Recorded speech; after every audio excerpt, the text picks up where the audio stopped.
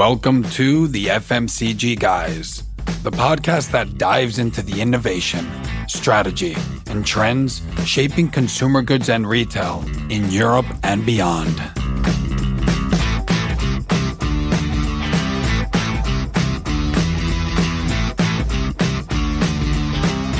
Okay.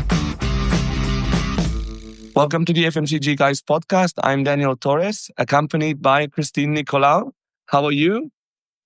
I'm very well from beautiful Barcelona. David too. Don't get me started with that. Don't get me started. So it was good to see you last night. We're both in Barcelona right now, but not in the same location. We're recording remotely. But why are we both in Barcelona? Shop Talk Europe is starting today. And we just had a kickoff party last night, which was a lot of fun. It was a lot of fun, great discussions, amazing people, fantastic drinks. Yeah, it was good to see guests. Well, some of the people were podcast guests that we've had, but also like friends that we have, old and new. So yeah, it was amazing actually. So thanks everyone for coming, and thanks also to Price Spider for sponsoring it as well, which is important because without sponsors, these things wouldn't be happening.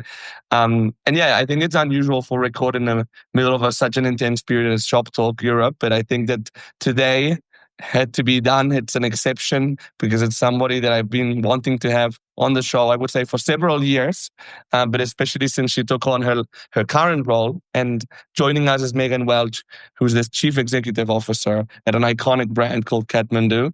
Hi, Megan. How are you? Hi, I'm great. Thanks so much for having me. It's a pleasure. It's a pleasure. Long time coming. So I'm very happy we're finally landing it. Let's go straight into it. What do you do at Kathmandu, and what is Kathmandu? Yeah, absolutely. Well, I'm the Chief Executive Officer at Kathmandu. We are an outdoor brand based in Christchurch, New Zealand. And Kathmandu is the largest outdoor company in Australia, New Zealand. It's an iconic brand founded in 1987.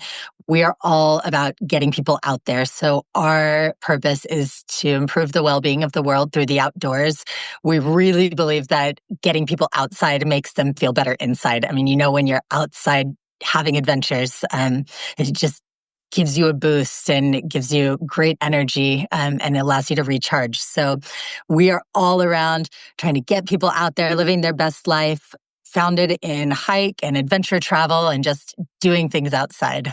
So really fun role. I have to say that as a half Kiwi, my mom's from Wellington, I grew up seeing the brand. So for me, it's a brand that has like a lot of, it's one of these brands that I've kind of grown up with. So I was very happy to see when you joined. So great. I love the New Zealand connection. And, it's so deep in the heart of New Zealanders and Australians that when I got down there and started introducing myself, everyone has a story around Kathmandu. They turned 18, they got a Kathmandu pack, they packed it and they went overseas for a year. And that's just such a common story in the markets that it's really fun to be part of growing an iconic brand. Sounds really fun. And actually having a brand that's tied to adventures in terms of like the stories of the consumer. And you have had like quite an adventure yourself, I have to say. Like I was looking through your LinkedIn, Megan, and you've done quite a few things, going internationally, like very early on in your career. And you've done like also some cross-functional moves. Tell us a little bit about your journey. Yeah, absolutely. I've had a really fun and exciting career journey. I started off at Crocs, the shoe company, such an iconic brand. And I was with them for about 18 years. But really early on, I knew I wanted to get abroad. And so I essentially told anyone who would listen that I was ready to go anytime, anywhere, and eventually a role came up. So I was really lucky to move around the world with Crocs. I lived in Singapore, in the Netherlands, and the US a couple of different times each, and had roles across operations, products, merchandising, marketing, sales, and then general management. So really, really fortunate to get some chances in my career, and then brave enough to take them. It was, a really exciting journey. And I think it gave me a real passion for travel. Crocs is also based in Boulder, Colorado, which is super outdoors, so hiking and skiing and everything in between. I've always loved both travel and the outdoors. So I think my whole journey has kind of kept me in that space. Yeah. I mean, even in the time that Megan, you and I have been in touch, I think you've lived in 3 different places. I think you were in Amsterdam, then you moved to Singapore, and now in Christchurch, every time further and further away from Europe. But that's fine as long as you're doing well. And I guess the big question is, what made you, well, how was the decision-making process of leaving Crocs after around 18 years, as you said? Yeah, it's tough to make a big decision, but I loved what I was doing at Crocs. My last role was so fun and so fulfilling, and I had an amazing team. I was the SVP and general manager for APAC. The business was on fire. The brand is so hot. And I had always said that when I made the choice to leave this brand that I love, Crocs, which I still love, I'm the biggest fan of Crocs, that I really wanted to be going to something, and not being in a tough place where I wanted to leave. And so when the role at Kathmandu came up, things were going really well in my career, but I read the brief and it just was such an adventure and an opportunity to take this amazing heritage brand and accelerate it to the next level. And so I loved that Kathmandu was almost 40 years old. I loved the scale that the brand had achieved across Australia and New Zealand. And I love that it's a B Corp and that sustainability is really deep in the core of the company. And the values, the Kathmandu values are joyful, openness, and courageous. And those fit really nicely with things that are important to me. So it was a bold move, but time to take the leap. And, I have excellent memories at Crocs and making excellent memories over at Kathmandu. And how has it been to move to Christchurch? Because, there's a lot of companies in Singapore, in Hong Kong, in London, in New York, but Christchurch, I mean, I think that you're like the first, not only the only person, but the first person I have on my LinkedIn that's based in Christchurch. Well, the best kept secret in the world is Christchurch. I think I had never been to New Zealand before the day that I got there for the job. So a bit of a leap of faith, but all my life, everything I'd ever heard about New Zealand was that it's beautiful and that it's incredible and that there's adventure sports. And all of the people from New Zealand I'd ever met were lovely. So felt like a low risk. And getting to Christchurch, it is so beautiful. It's just a really nice balance between being big enough that there's good restaurants and activities and things to do in industry there, and also really nice balance. So you can surf and access trails and ski in the same day if you're brave enough, which is great. I think being able to be that close to the outdoors and really rugged outdoors is great for me personally, and then also for the company to be based there. If product can make it in those conditions in New Zealand in the South Island, they can stand up anywhere in the world. So I've loved the outdoor factor of Christchurch. I've also really enjoyed connecting with the community. I think that the city leadership is doing a great job in just setting high ambitions around sustainability and balance and livability. So that's been amazing. And then the people in New Zealand are great. It's been a really easy, soft landing into the culture. Our teams are incredible. Friends outside of work are great. And, it's fun to just see people living the New Zealand life. Even our GM of commercial at Kathmandu won trail running medals in the coast to coast race that Kathmandu sponsors. And so people are really living that best New Zealand life. And so it's been really fun just getting to know the country and getting to participate and take one of its biggest best brands abroad. And I don't know if our audience will know, but actually Christchurch is the second biggest city in New Zealand. And it's basically like the largest city by far in the South Island as well. So it's actually like quite a strong hub. The airport has decent connections. So it's an interesting place, yeah. Absolutely. Definitely didn't know. But listening to Megan speak, like, and she has all that energy and excitement talking about Christchurch, like, it's definitely piquing my interest. Definitely come down and visit. Go bungee jumping. Tell us a little bit, like, for the ones who are also not Kiwis and have not grown up with the Kathmandu brand, right? Tell us a little bit more about the brand and the product. Yeah, absolutely. So the three activities that we're really focused around are hike, adventure travel, and what we call outdoor active. So basically exercising outside. And we have been making super high quality product for the last 40 years. And we're really known for our high quality outerwear. I think Daniel and I had a funny conversation a few weeks ago around how you often see Aussies or New Zealanders out in Europe traveling with their puffer jackets or their rainwear from Kathmandu. And, he sees the logo and it's sort of a, if you know secret. We're definitely the Southern Hemisphere's best kept secret. But we make great outerwear. It can hold up to all conditions. And what I love about our product is really the high quality. It's technical. It's well made. We have a deep history of innovation and sustainability around products, which I was really impressed with on joining the company. Just the teams in that space are absolutely world class, and we're working with responsible materials, trying to improve, our impact on the world through better choices in materials, whether that's in puffer jackets, the responsible down standard or the responsible wool standard in our wool products, using carbon capture. This is crazy. There's a technology where you take air pollution and it goes through a fermentation process and basically gives you polyester fibers that then you make clothes out of. So really advanced technology that our teams are using to make high performance technical gear and not compromise really any of the technicity in order to do better by the planet, which is something that I'm really proud of.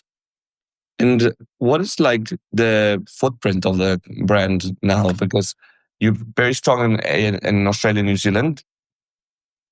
That's right. So we are the market leader in Australia and New Zealand. We have just under 160 stores across Australia and New Zealand, as well as e-com sites. Our stores are generally quite large, so we have a pretty big physical presence in Australia and New Zealand, which is incredible. We've also started to expand out into the Northern Hemisphere. So we have a wholesale and e-com presence in a couple of markets across Europe and Canada. And we are just at the beginning phase there. So we've got some really great high-profile wholesale customers that we work with across France, Germany, UK, and Ireland, and Canada. So we're at the beginning of that journey, but definitely have a huge presence down in Australia and New Zealand. And do you see like the outdoors kind of like category growing fast? Like, what are the trends that you guys observe from your side? Yeah, I think probably COVID helped to push people outside. So it was already sort of increasing. People were getting outside, but then with COVID, a lot of people started exercising outside, and that hasn't really stopped. So we do see quite a few of the activities that we are playing in growing, which is really exciting. I think the outdoor industry is really interesting in that our whole mission, all brands pretty much, it's to get people outside and to live their best lives and to be active and have adventures. And so I think even across the industry, we have a shared goal of trying to give people the best experiences possible outside. And something I've been really impressed with in the industry is the way that people work together and try to build technologies and materials, sustainability stories that really work across the industry. There's a lot of partnership that I kind of hadn't seen before in other industries. So I think it's a dynamic industry. There's a lot of great people who are so passionate about the outdoors, and that really comes through in the brand, in products that we make over at Kathmandu. And you mentioned that a lot of these the companies in the category have, and it's true from other companies that I know, that this ingrained this strong connection with the environment, with nature, sustainability. But what do you think makes Kathmandu different as a brand, value proposition, name it as you will? Yeah, absolutely. I think while we're in this sort of sustainability space, Kathmandu has been dedicated to reducing our impact on the planet since the early 1990s. So we started with our eco fleece, is what it was called. It was a fleece made from recycled plastic water bottles way before it was popular to do that. So I think that a really unique value proposition for Kathmandu is that, we are committed to doing the best for the planet and the people within it. And we always have been. It's not a new trend that we've gotten on board with. It's really inherent to who the company is.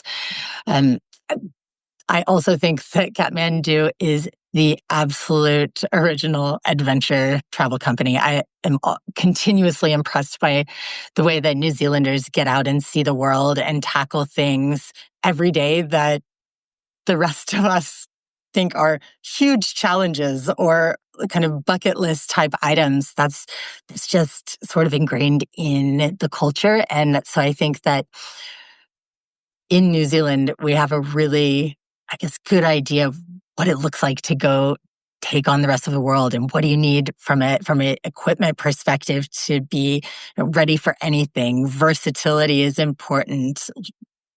Everything, weight. Just you want to make it as easy as possible to get in as many adventures as possible while you're overseas. So that's a really unique proposition for Kathmandu. If I can add to that, it is interesting, New Zealand, how there's a lot of aspects that are like very innovative compared to the rest of the world. I remember when I went there as a kid, I would see people that dressing different than they did in Barcelona. And then people in Barcelona would dress that way, but like 2 years later. So, with globalization, that's probably changed a bit now. But like, this whole fashion of craft beer, for example, or specialty coffee has been huge in New Zealand for a long time already. And it's like the rest of the world is catching up. So probably like that sustainability piece. I mean, it's a long tradition. It was the first country where women could vote, for example. Right. So it's an interesting country. And it's actually a country where a lot of companies do trials before they go big in America or in Europe, for example. Yeah, there's some really interesting things happening in innovation around even rockets and space and things like that, aerospace engineering. So, definitely it's a culture where innovation is part of the fabric of the country. And so it is also part of the fabric of Kathmandu, and it always has been. So definitely want to keep pushing that forward. And we have a lot of really exciting things that we've brought to market and will bring to market for consumers globally. Listening to both of you guys speaking about innovation and the growth and the opportunity also the fabric that exists in New Zealand, I wonder on the talent side, because essentially for a company to grow, you also need to be able to attract the right talent. So Megan, how are you experiencing this? Also you said some very nice things about Christchurch, but I wonder, are you able to also attract talent there to be able to fuel this kind of innovation and growth? We have a really good mix at Kathmandu of sort of locals and people who have moved to New Zealand. I've been really impressed with a lot of New Zealanders move abroad and then work for a few years and then come back. So we have quite a lot of team members who have gone abroad and then come back home and are working for the brand. So a couple of our leaders on the leadership team have done just that. They're native New Zealanders who have gone abroad and then come back. But we've also had a number of people move specifically for jobs at Kathmandu. I mean, like me, right? They're intrigued, excited about the opportunity of living in such a beautiful place, but also with the huge opportunity of taking the brand internationally, and to build the brand in ANZ. Even though we're the market leader, I mean, you can always create more love, more brand relevance, and stay super relevant in our home markets. So I think it's been relatively easy easy to attract talent within New Zealand. We're very well known, but it's also been a pretty interesting value proposition as I've gone out for certain roles internationally. New Zealand's a desirable place to be, and an outdoor brand of our size is a fun place to work. So it's been pretty good. It's a fascinating duality, really, like the one that you have where you're like super consolidated market leader, Australia, New Zealand, and then the other world, you're like big time challenger brand. That's exactly right. I think it's something that we talk about a lot because the tactics that will keep us relevant and sustaining our market leadership position in Australia and New Zealand is a different proposition from introducing ourselves as a brand to the rest of the world. So, consumers across Europe and North America and Asia largely don't know who Kathmandu is yet, right? They might have seen us on travels to Australia or New Zealand or on a friend who'd either been to the markets or is connected to one of the accounts where we're working today. But largely our awareness is lower. So it's a really exciting thing to work through on how do you introduce yourself as a challenger brand. And it's a different mentality, different tactics, but a really exciting thing, I think, to lead a brand that you have a relatively blank slate to, introduce yourself to the world. It's a really fun, exciting time at Kathmandu. It sounds fun and exciting. Like with my brand hat on, it also sounds like a little bit scary. Like, how do you find this balance? Or do you think it's a challenge for you to keep this local relevance and heritage that you have, but also start acquiring like this global scale? How does this work? Yeah, I think fundamentally it's important that the brand is the same, right? You've got to have the same identity, the same activities that we're focused on, and that brand identity, brand expression needs to be consistent globally. But the way that you talk to consumers is different. So I think, it's an opportunity. It's not easy, but I think it's an exciting opportunity because you really have to get into the brain space of being a challenger brand. So, if you didn't have scale, which we don't in most of the world, how do you take yourself out to market in a really compelling way and introduce the brand to consumers? And once people know us, they love us. So it's really, how do we get as many consumers across the world to know Kathmandu, and then create a lot of brand advocates.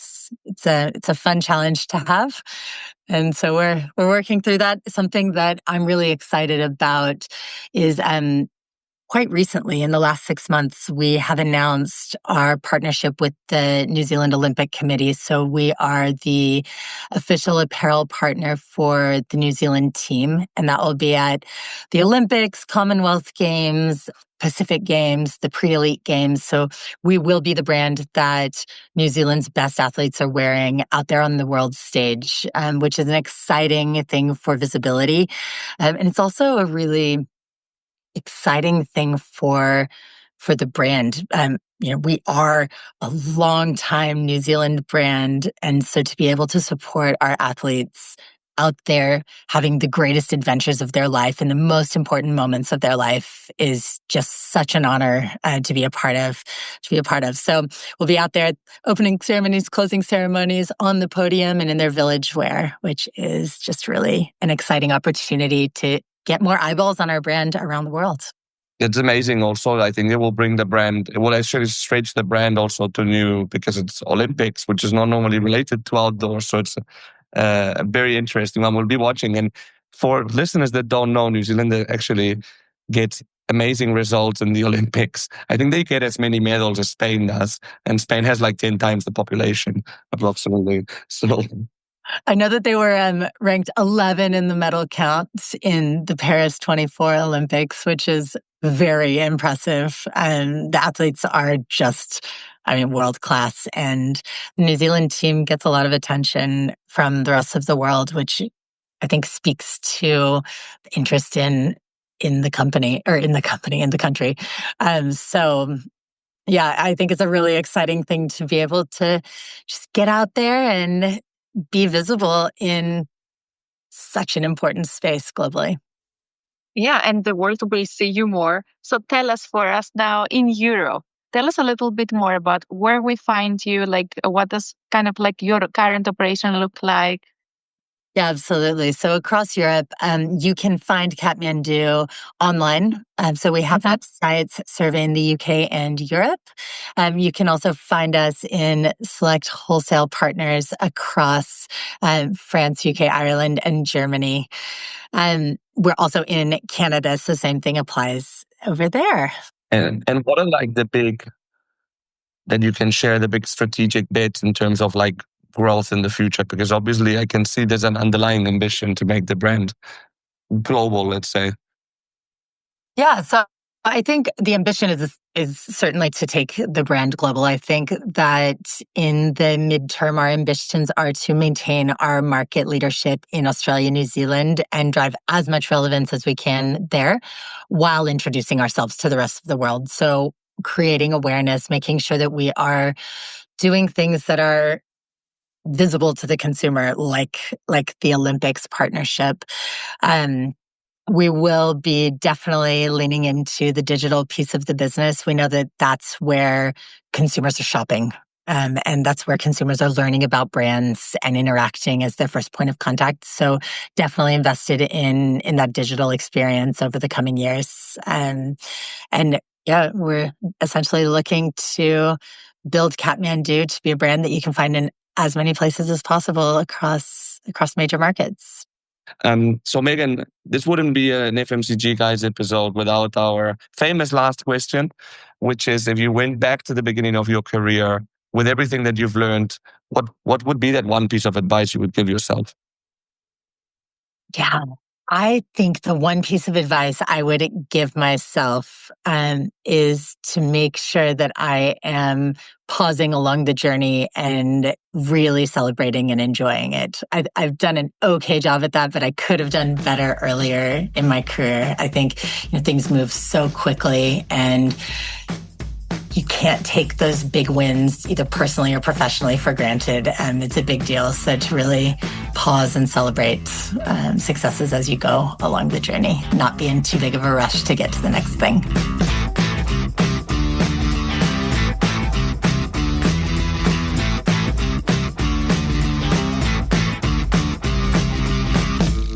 This was Megan Welch, CEO at Kathmandu. Christina, what are your takeaways? First of all, you keep reminding me that you're a Kiwi, which I keep on forgetting when I meet you in Barcelona. I mean, I wasn't familiar with the brand, to be honest. So it was a very, very exciting, also like mini journey for me to learn more about this brand. And I love how this whole adventure, if you want, kind of identity comes across, and how, as Megan was mentioning, this is like an industry where you see a lot of partnerships and people are genuinely trying to give to the customers kind of like the best possible experience they can have outside. Yeah. And I love this whole concept. No, and behind the scenes, like there's a lot of like dialect between competitors to like push the sustainability, which is very interesting and very unique. There's like a certain camaraderie in the outdoors industry that you don't find in others. Yeah, and it's not something new, right? It's that they started doing this since the beginning of the 1990s, right? So, and I always want to think as if the 1990s were yesterday, so I feel very young, but this is over 30 years ago. Like, it's not a new thing. Yeah, she said 40 years ago, and I'm now thinking actually that wasn't that much before I was born. But anyway, yeah, and also, I mean, I think we were talking about that also offline, that duality of being like really dominant in Australia, New Zealand. And as I said, like I grew up thinking it was like really a global brand because they just have so much visibility there and the brand is like so good. But then like, yeah, being dominant and being a challenger at the same time is super interesting. Yeah, there are two kind of kind of duality that you need to manage, I guess, in this situation. On the one hand, it's kind of the brand identity and expression, as Megan was saying. So you want to keep that relevance and strong heritage that you have, but at the same time, to be relevant to a much wider consumer base. So that's the one kind of balance that you need to figure out. And then the other thing is you need to change your hat from being a market leader to actually being a challenger. And that comes in many shapes and forms, from like the decisions that you're making with regards to the items that you're carrying in each part of the world, to the pricing decisions that you're making. All of that is going to be fueled by the position that you have in the market and the role that you have to play within the wider scene. And it's two very different roles that you have to play at the same time. But I loved how excited Megan seemed for this challenge, because at the same time it's a little bit scary. Yeah, no, it's Megan. That's why I always wanted to have her on as a guest. She has like a very infectious energy, which I really like. So we'll be obviously looking at what Kathmandu does in the next few years. I think that the outdoor industry is only going to grow. I don't think people are gonna like stop going outdoors. No, so I think it's gonna be an interesting space, and it will be interesting to see in the same way that some other sporting companies have done outdoor products. To see if the outdoor products will go into other categories. That will be an interesting one to watch as well, since she mentioned the Olympic teams, for example. Yeah, you mean like similar to how we got athleisure, where we saw like sports brands more into our everyday life, how we're going to see the outdoor kind of brands evolving as well. Well, definitely a space to watch. We will be watching the Olympics and cheering for the New Zealand team as well. And looking forward to see where Kathmandu goes next. Yeah, definitely. Well, thanks, Christina, and I'll see you in a bit at Shop Talk. See you at Shop Talk. You're not going to get rid of me easily. And thanks to everyone for listening into this episode, and we'll see you in the next episode every Wednesday and every Saturday morning. Have a nice one. Bye.